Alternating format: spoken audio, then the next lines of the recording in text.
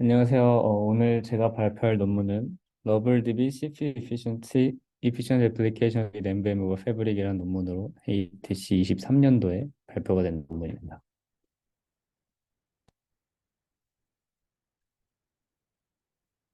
네, 먼저 간단하게 키밸류 스토어에 대해서 짚고 넘어가겠습니다.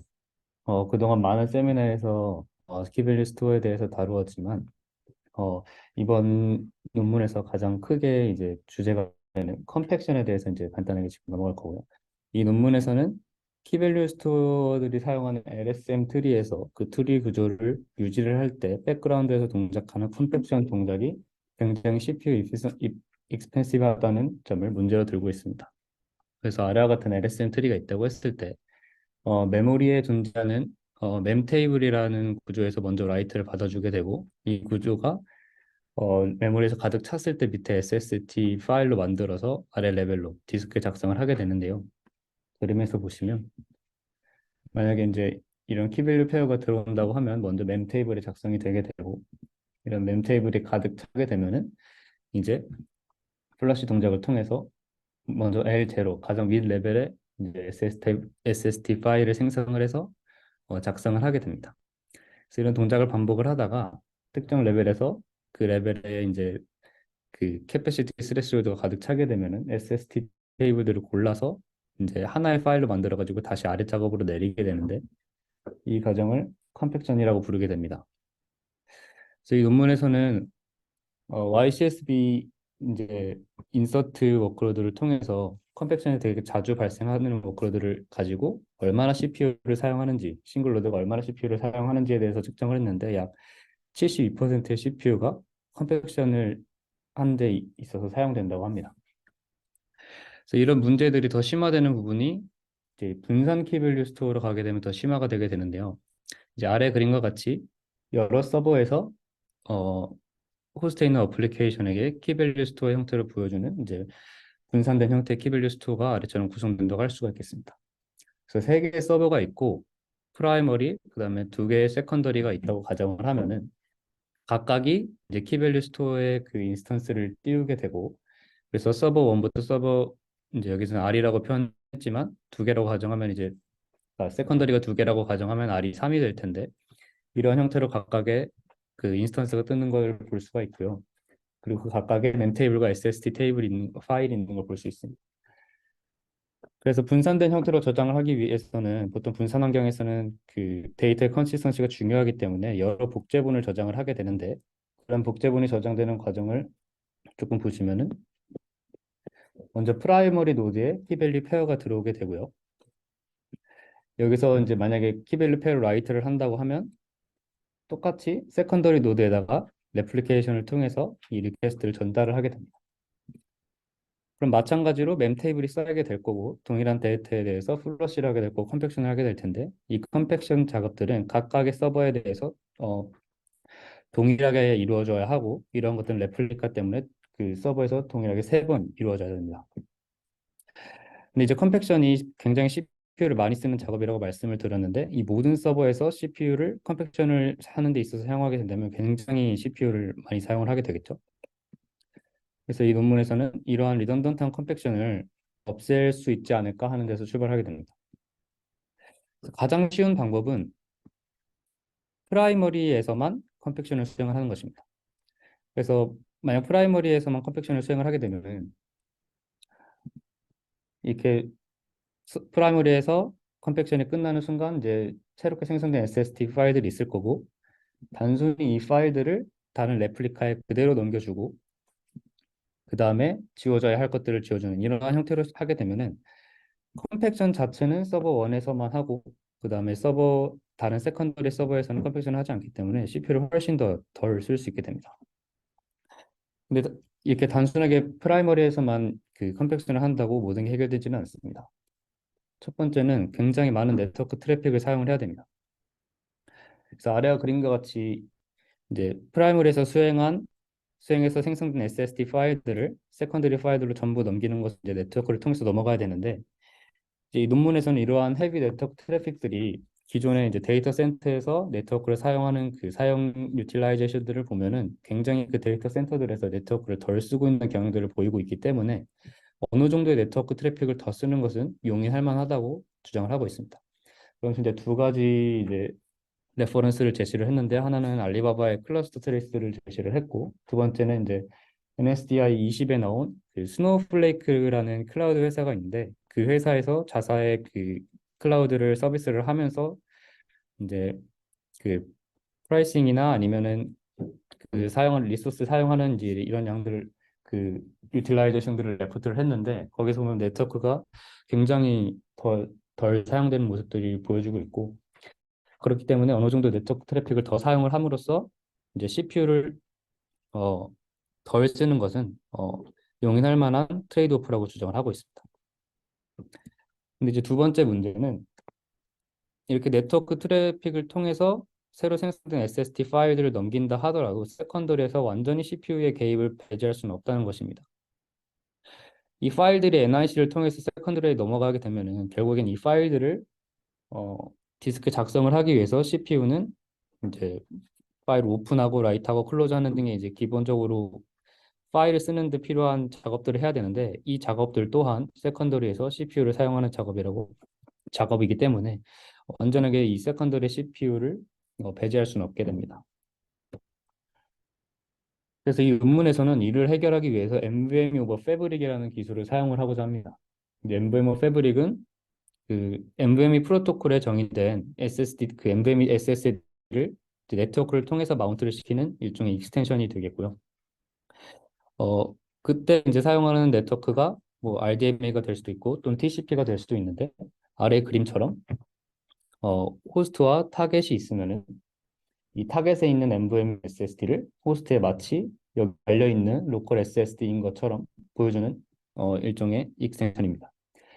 그래서 이 그림에서 보여주는 예시가 이제 이 NVMe over Fabric을 통해 붙은 NVMe SSD에 라이트를 수행을 하는 작업인데요.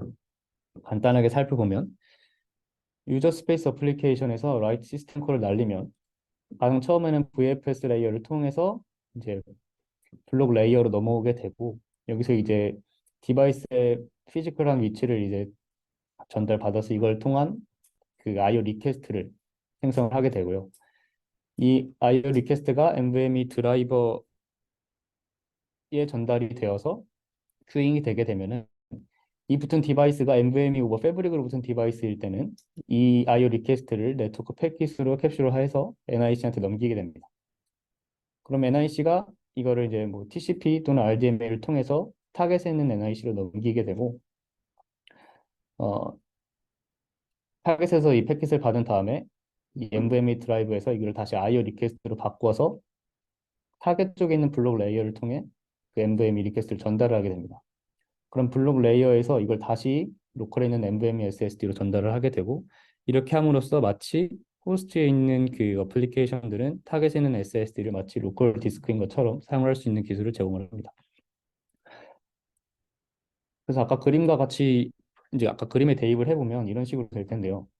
이제 프라이머리에서는 이 NIC를 통해서 세컨드리에 있는 디스크 2를 이 마치 자신의 디스크 2인 것처럼 사용을 할 수가 있게 되고, 이 CPU에서 이 프라이머리에서 작성하는 그 디스크 2를 통해 작성하는 파일들은 내부적으로 NIC를 통해서 세컨드리에 전달이 되게 될 겁니다.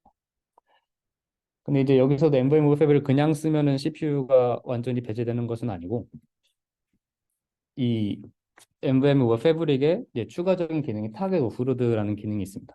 그래서 이 타겟 오프로드 기능을 쓰면 기존의 이 NVMe 드라이브 코드와 블록 레이어의 코드가 돌 때 이 타겟의 CPU에서 돌았어야 했는데, 이 타겟 오프로드는 이를 NIC에 오프로드를 해서 이 IO 리퀘스트가 호스트로부터 타겟으로 전달이 될 때 NIC에서 NVMe 드라이브 쪽으로 넘기는 게 아니라 바로 자신이 DMA를 통해서 NVMe SSD에 접근을 해가지고 요청을 수행을 하기 때문에 이 타겟 오프로드에서는 타겟 쪽에 있는 CPU의 개입을 완전히 배제할 수가 있습니다. 그래서 이제 그림으로 보시면 이 디스크2의 요청이 NIC를 통해서 전달이 될 때 이 위쪽 CPU의 개입이 없이 디스크2 바로 전달이 되고, 이렇게 함으로써 리모트 타겟에 접근을 할 때 그 타겟의 CPU를 이제 사용을 하지 않을 수 있고, 이 논문에서는 이 MVM 패브릭 타겟 오프로드를 통해서 그 세컨더리에 있는 디바이스들을 그 타겟 오프로드를 통해서 이제 마운트를 해가지고 사용을 해서 세컨더리 CPU의 개입을 완전히 배제하는 것을 가정을 하고 이 기술을 사용을 하고자 합니다. 그래서 이 논문 뒤에서 이제 MVM 패브릭 타겟 오프로딩을 줄여서 전부 MVM 패브릭으로 표현을 할 거고요. 근데 이 MVM 패브릭을 쓰는데 두 가지 문제가 있습니다. 첫 번째는 MVM 패브릭이 이제 리모트 즉 타겟에 있는 파일 시스템을 거치지 않기 때문에 이 파일이 새로 생성되거나 아니면 주어졌을 때에 컨시스턴시가 맞지 않을 수 있다는 겁니다. 그래서 그림을 통해 보시면 이렇게 프라이머리에서 뭐 디스크 1이 뭐 마운트 1에 붙어 있고 디스크 2가 마운트 2에 붙어 있으면 이 디스크 2를 마운트 그 NVMe 패브릭으로 마운트를 하면 이 프라이머리에 이 MNT2에 해당하는 이 디렉토리 이렇게 붙일 수가 있게 되는데 만약 여기다가 이 프라이머리가 이 마운트 2이 디렉토리에 파일을 생성을 한다고 하면은 이게 디스크2의 블록의 어딘가를 할당을 해서 이제 그 파일을 생성을 하게 될 거고요. 이는 세컨더리로 넘어가서 이 할당된 그 파일이 세컨더리에 저장이 되게 될 겁니다. 근데 이는 NIC를 통해서 바로 디스크에 작성을 했기 때문에 세컨더리에 있는 파일 시스템 레이어는 이에 대해서 알지를 못합니다. 그래서 세컨더리에서 이 파일에 뭐 예를 들어 LS를 하거나 터치를 해서 접근하려고 한다면 이제 이 파일이 생성된 시점을 알지 못하기 때문에 그 위치를 알지 못하기 때문에 없는 파일이라고 뜨게 됩니다. 그래서 이렇게 돼버리면 만약 여기서 이 MNT2에다가 뭔가 파일을 생성을 한다고 하면은 이 기존의 그 프라이머리에서 생성한 파일에 있던 그 블록의 위치나 이런 것들을 알지 못하기 때문에 잘못해서 겹쳐버리면 오버라이트 되고 이런 문제가 생길 수가 있게 됩니다. 그래서 이런 식으로 파일 시스템의 인컨시스턴시가 생긴다는 문제가 첫 번째고요. 두 번째는 어플리케이션에 있는 인메모리 데이터 스트럭처 또한 바이패스 되기 때문에 어플리케이션 입장에서의 인컨시스턴시가 생길 수 있다는 겁니다. 여기서 어플리케이션이라고 하면은 이제 키밸류 스토어가 되겠고요. 이 논문에서 이제 락스DB가 되겠고 인메모리 데이터 스트럭처는 앞서 보신 것처럼 mem테이블 같은 이제 그 데이터들이 되겠습니다. 그래서 이렇게 MVM 패브릭을 통해 바이패스 할 때 생길 수 있는 문제 케이스가 하나 있는데 예를 들어 프라이머리와 세컨더리가 각각의 키밸류 스토어를 띄우고 이 mem테이블을 유지한다고 가정을 해보겠습니다. 그럼 프라이머리가 이제 뭐 멀티스레드를 통해서 여러 키밸류를 쓰려고 할 텐데 예를 들어 스레드 1이 B를 쓴다고 하고 스레드 2가 C를 쓴다고 하겠습니다. 그럼 이제 스레드 1이 돌면서 mem테이블 1에다가 이거 먼저 쓰게 될 거고 이때 mem테이블 1이 가득 차게 되면 이제 락스DB는 새로운 mem테이블을 만들어서 여기에 그 다음 요청을 처리를 하게 됩니다. 근데 이제 분산 키밸류 스토어에서는 이러한 요청들이 그대로 레플리케이트 돼서 세컨더리로 넘어가게 되고 똑같이 스레드 1과 스레드 2가 이제 이 요청을 처리를 한다고 했을 때 이 스레드 1과 스레드 2의 수행 순서가 보장이 되지는 않기 때문에 스레드 2가 먼저 수행이 돼서 이런 식으로 mem테이블이 구성이 될 수가 있습니다. 그래서 mem테이블 1이 가득 차면 이제 프라이머리에서 이거를 플러시를 통해서 SST 파일을 생성을 하게 될 거고 그러면서 이렇게 지워지면서 마찬가지로 그 NVMe 뭐 패브릭을 통해서 이걸 넘긴다고 하면은 이게 그대로 넘어가게 될 텐데 이때 세컨더리는 이 mem테이블에 대해서 이미 이 mem테이블 그 원에 대해서 아래에서 이미 SSD 파일이 생겼기 때문에 이 컴팩션 리조트를 적용을 하면서 위에 mem테이블을 날리게 됩니다. 이렇게 적용이 되게 되면 세컨더리에서는 C가 먼저 쓰였는데 위에서 그대로 그 mem테이블을 지웠기 때문에 결론적으로는 C가 사라지는 이런 결과가 생겨서 어플리케이션 간에 즉 키밸류 스토어 간에 그 인컨시스턴시가 생길 수가 있습니다. 그래서 이 논문에서는 러블DB라는 이제 새로운 형태의 NVMe 패브릭을 활용하는 키밸류 그 분산 키밸류 스토어를 제안을 하면서 앞서 있었던 인컨시스턴시 문제들을 해결을 하고자 했습니다. 기본적인 전반적인 구조는 이제 다음과 같게 되는데요. 클라이언트가 이제 여러 개가 이렇게 있게 되고 중간에 레플리케이터가 있게 됩니다.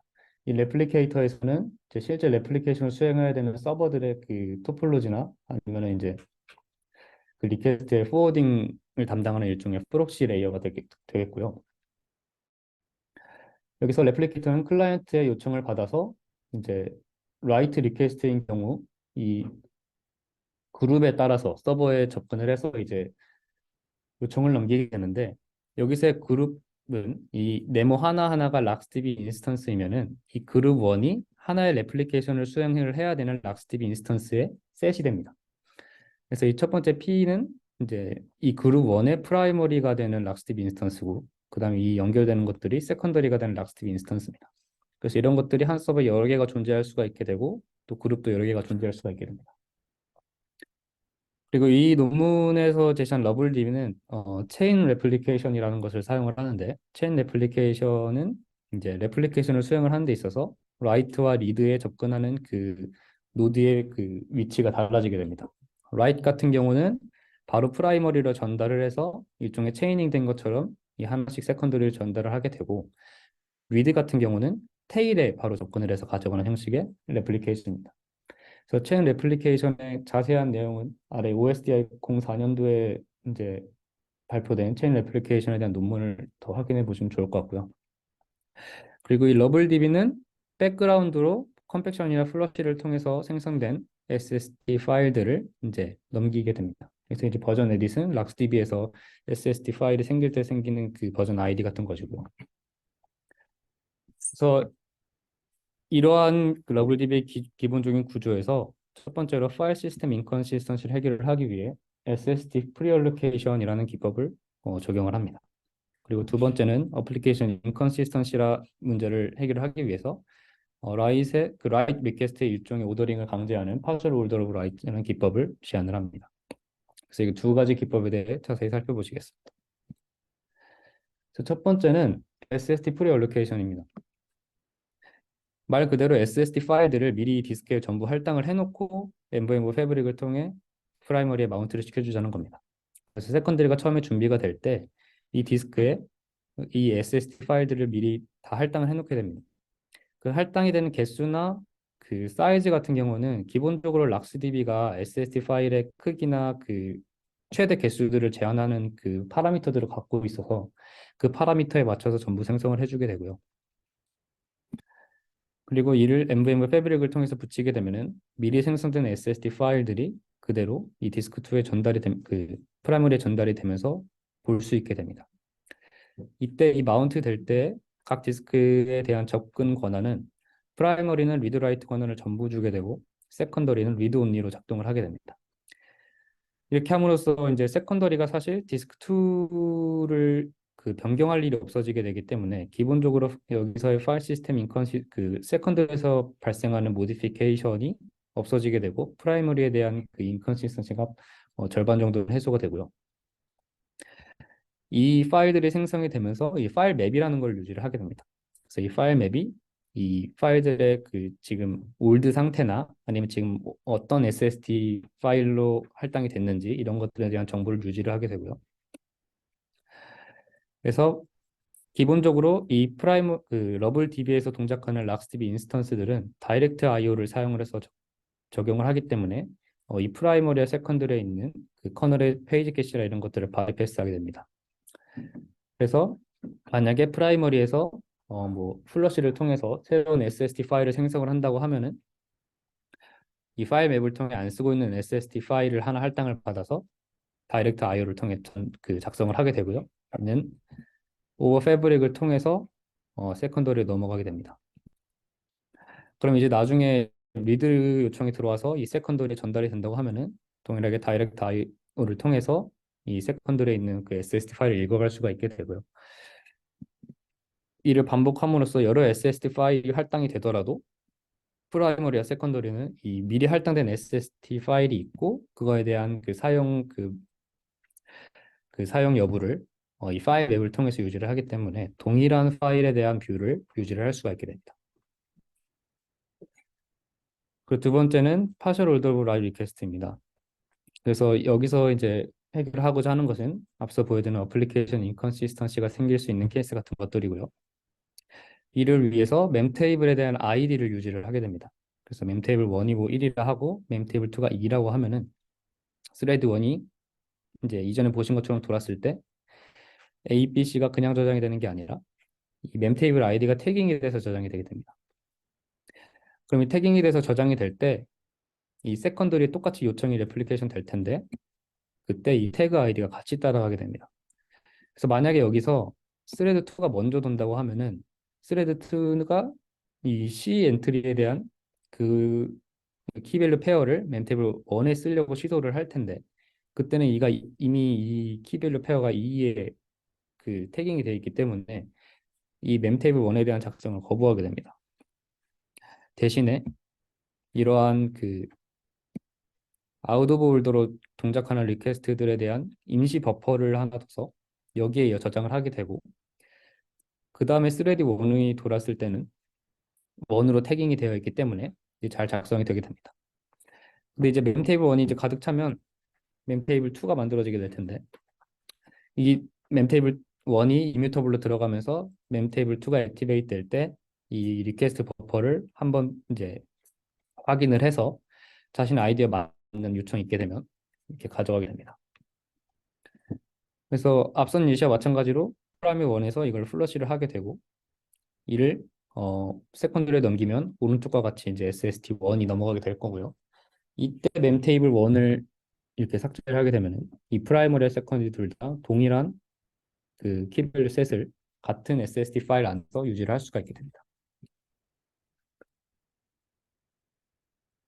네, 그래서 러블DB에서 제안하는 이제 MVM 오페어를 활용하는 방법은 크게 두 가지 이렇게 두 가지가 있게 되고요.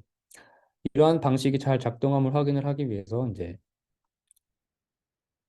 이러한 서버를 구성을 해서 이제 클러스터를 구성을 해서 이제 실험을 진행을 하였습니다.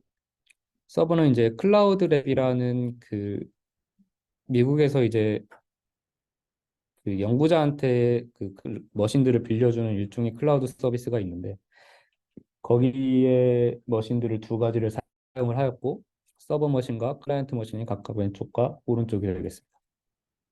그래서 클라이언트 노드는 한 개를 사용하였고요. 서버 노드 같은 경우는 M개를 사용하였는데 여기서 M개라고 하면 이제 아래 보시는 것처럼 레플리케이션 팩터가 되겠습니다. 논문에서 이제 레플리케이션 팩터와 코로케이션 팩터가 있게 되는데 이를 각각 이제 서버의 개수인 M과 C라고 하면은 예를 들어 M이 3이고 C가 1이라고 했을 때 이제 세 개의 서버에 대해서 각각 락스딥 인스턴스를 하나씩 띄운 것이라 보면 되겠습니다. 그래서 이제 뒤에 실험 결과에서 그 실험마다 이 팩터들이 조금씩 달라가지고 표 위에다가 표시를 해놨는데 이를 참고하시면 되겠습니다. 그리고 벤치마크는 먼저 YCSB에 대한 전반적인 워크로드를 돌렸고 두 번째는 이제 트위터 클러스터에서 제공을 하는 트레이스를 5가지를 선택을 해서 수행을 했습니다. 그래서 그 수행에 대한 비율이 오른쪽에 있는 표 같고요. 이 러블DB와 비교를 하기 위한 베이스 라인으로는 단순하게 각각의 서버의 락스딥 인스턴스를 그냥 띄운 일종의 다른 분산 키밸류 스토어와 비슷한 형태의 간단한 분산 키밸류 스토어라고 생각을 하시면 되겠습니다. 그래서 이 베이스 라인들은 각각의 이제 노드에서 프라이머리와 세컨더리에 상관이 없이 이제 컴팩션이 수행이 될 거고요. 락스디비 컨피규레이션이 이제 조금 다른데 멤테이블과 L자료 같은 경우는 이제 기존 락스디비도 아마 제가 알기로는 디폴트로 64메가인 걸로 알고 있는데 똑같이 64메가를 사용을 했고 SSD 파일 같은 경우도 디폴트는 제가 알기로는 64메가인데 이 논문에서는 16메가를 사용을 했다고 합니다. 이는 이제 리커버리를 할 때 리커버리 함으로써 다시 리플리케이션 해야 되는 양을 줄이기 위해서라고 하고요. 이렇게 함으로써 어, 그 락스DB에 기본적으로 이제 잡혀 있는 파라미터로 잡혀 있는 이제 최대 파일 개수와 이제 대입을 해보면 한 락스DB 인스턴스에서 최대 64기가까지 LSM 트리를 가질 수 있게 되고 이런 락스DB 인스턴스를 이제 여러 개를 띄운 환경이 되겠습니다. 그리고 락스DB는 다이렉트 IO를 사용을 해서 이제 디스크에 접근을 하고 여기 띄운 락스DB는 2기가바이트의 유저 레벨 블록 캐시를 락스DB 인스턴스 안에서 유지를 하고 있습니다. 그래서 첫 번째는 YSSB 결과와 트위터 클러스터 트레이서 결과입니다. 그래서 보시면은 전반적으로 베이스라인보다 러블리비의 이 성능이 이제 좋게 나오는 부분이 있고 비슷한 결과를 보이는 게 있는데 이제 러블리비가 주로 컴팩션의 로드를 줄이고 그다음에 NVMe 패브릭을 활용한 이제 CPU를 효율적으로 사용하는 방식이기 때문에 그러니까 인서트의 비율이 많은 워크로드일수록 그 효과가 더 두드러지게 나타나게 됩니다. 그래서 보시면 YCSB에서 로드가 가장 큰 차이를 보이게 되고 이 워크로드에서는 약 1.9배 정도가 차이가 되게 됩니다. 그리고 트위터 클러스터에서도 가장 이제 그 클러스터 15번의 트레이스가 가장 많은 차이를 보이는데 보시면 100%의 셋인 것을 확인할 수가 있고요. 이제 리드 온리 같은 경우는 사실 이제 컴팩션이 발생하거나 이런 부분들이 아니기 때문에 기본적으로 큰 차이가 발생할 부분이 없어서 성능이 비슷한 성능을 보이는 것을 확인을 할 수가 있습니다. 그리고 전반적으로 이제 섞여 있는 믹스드 워크로드에 대해서는 이제 라이트 비율에 따라서 1배에서 1.4배까지의 성능 차이를 보는 것을 확인할 수가 있습니다. 두 번째는 테일 레이턴시입니다. 이 러블DB가 컴팩션의 양을 많이 줄였기 때문에 컴팩션을 통해서 발생하는 라이스토를 이제 많이 줄이게 되고 컴팩션에서 사용하는 그 CPU에 대한 로드들 또한 많이 줄였기 때문에 그 룸을 다른 워크로드를 통해 그 수행하는 데 있어서 사용을 할 수가 있습니다. 그래서 보시면 이 YCSB 워크로드 A를 사용을 했을 때 이 A는 각각 50%의 리드와 50%의 업데이트를 수행하는 워크로드인데 업데이트와 리드가 각각 거의 92% 또는 93%의 차이가 나는 만큼 테일 레이턴시가 많이 개선이 된 모습을 볼 수가 있습니다. 그리고 이제 리퀘스트 레이트를 증가시켜 가면서 이제 이 영향을 확인한 부분이 있는데 이 앞에 분이 보시면 거의 비슷해 보이겠지만 이걸 조금 줌인을 해보면 이런 식의 그래프가 나타나게 됩니다. 그래서 리드 같은 경우는 사실 큰 차이가 없다고 보시면 될 것 같고요. 라이트 같은 경우에 러블DB가 오히려 조금 성능이 떨어지는, 그러니까 레이턴시가 좀 더 나오는 부분들이 있게 되는데 이 논문에서는 이 부분이 한 14.2%라고 설명을 하고 있고 이는 이제 라이트를 진행을 했을 때 세컨드에서 이제 멤 테이블 아이디에 맞지 않으면은 이거를 템포러리 버퍼에 넣었다가 다음에 멤 테이블에 그 새로 멤 테이블이 생기면 다시 멤 테이블에 작성을 하고 하는 이런 일종의 아웃 오브 올더를 해결하려는 시도가 있었는데 이러한 것들이 조금 더 오버헤드를 발생을 시켜서 리퀘스트 레이트 자체가 낮았을 때는 오히려 베이스라인보다 조금 성능이 떨어지는 부분이 있었다고 합니다. 그리고 마지막은 이 러블DB가 전반적인 클러스터 와이드에서 사용한 리소스의 양을 측정한 것입니다. 한마디로 정의하면 러블DB는 사실 이제 네트워크와 CPU 로드를 일종의 트레이드오프로 해서 네트워크를 좀 더 쓰더라도 CPU를 훨씬 덜 쓰는 형태의 이제 키밸류 그 분산 키밸류 스토어가 되는데 이를 확인을 하기 위해서 먼저 일단 CPU를 얼마 사용한지를 체크를 해봤습니다. 베이스라인 대비 러블DB가 CPU를 66.3% 정도 덜 사용을 하는데 이게 레플리케이션 팩터가 3인 거를 감안을 하면은 러블DB는 세컨더리에서의 컴팩션이 발생을 하지 않기 때문에 이 컴팩션에 대한 CPU 소모량이 거의 3분의 2만큼 정확히 떨어지는 것을 확인을 할 수가 있고요. 두 번째는 이제 디스크 IO에 대한 양입니다. 디스크 IO 양은 러블DB가 이제 컴팩션을 하게 되면 컴팩션을 할 대상을 디스크에서 읽어가야 되는데 이 컴팩션 자체가 이제 3분의 2만큼 이제 줄게 된 것이고 그렇게 되기 때문에 클러스터 와이드로 봤을 때 디스크에 대한 리드 IO 양이 그 수행하지 않는 컴팩션 양만큼 리드가 줄어든 걸 확인할 수가 있습니다. 근데 라이트는 큰 차이가 없는 게 결국 그 컴팩션 하나에서 수행을 하더라도 다른 디스크에 전달을 해서 라이트를 작성을 해야 되고 그렇기 때문에 쓰는 양은 거의 동일하게 되는데 이게 보시면 이제 이 그래프에서는 설명을 하지 않는데 약간의 라이트가 조금 더 오히려 증가한 걸 볼 수가 있습니다. 이 증가한 부분에 대해서는 이제 SSD 파일을 전부 프리 얼로케이션을 해서 사용을 하는데 이때 사용하지 않는 부분에 대해서는 전부 제로로 패딩이 돼서 들어가게 된다고 합니다.